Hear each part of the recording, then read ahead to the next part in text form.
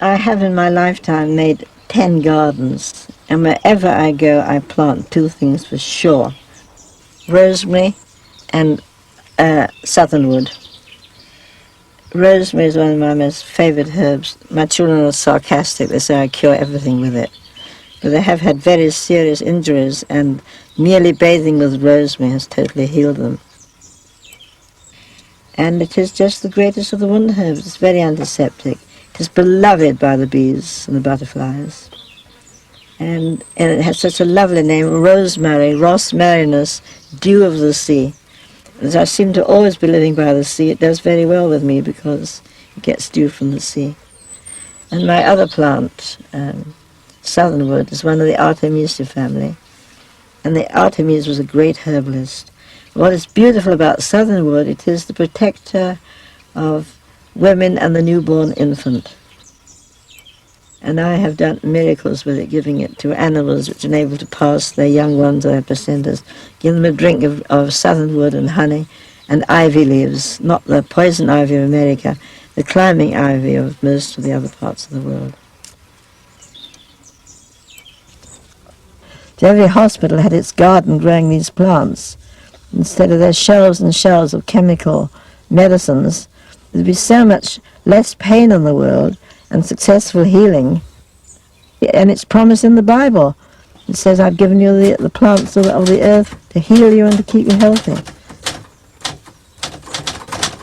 Now, of all my herbal remedies, I've got a good one against mosquitoes, I've got a good one against hair lice in children, but the best I call the laying on of leaves. For very bad wounds, I used to put leaves direct on the wounds, and it was amazingly effective. Normally people put on bandages, ointments, and when they take off the bandages, they pull off the scabs most painfully. This happens again and again and again. The leaves just peel off, they've taken the poison out of the wound, and there's no pain whatsoever. My most exciting dramatic cure is a short one. There was a woman called Ada Olkoop, and she'd been in a car accident. Actually, the car had plunged down into a ravine, and her own bone had pierced her leg very, very badly, a piece of her broken bone. And the leg had turned gangrenous and was going to be amputated below the knee. And she'd heard of me, and she knew that I visited an organic farm near Akko in Israel, and she came along and pleaded with me to treat her. Well, gangrene is very serious. But she said to me, don't worry, the doctor said you can't do any worse than it is, that they're going to amputate the leg anyway, and there's no chance that you can help them, but you can play your games with your leaves and flowers and things if you want, and you won't be punished if anything goes wrong, because nothing can go worse than that.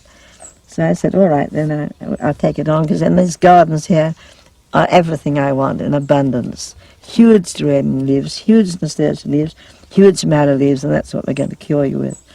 But I said, try and go on a semi-fast. She went on a macrobiotic diet, which is quite sensible, and she cheated because she smoked, but her nerves were so shattered I couldn't be too cross about that. So we started, we got the leaves, we rinsed them and put them on her stinking leg, her gangrene reeks, and put the cold, wet cotton bandages on. And it was amazing what these leaves did. They would turn absolutely black from the filth they were bringing out from her wound.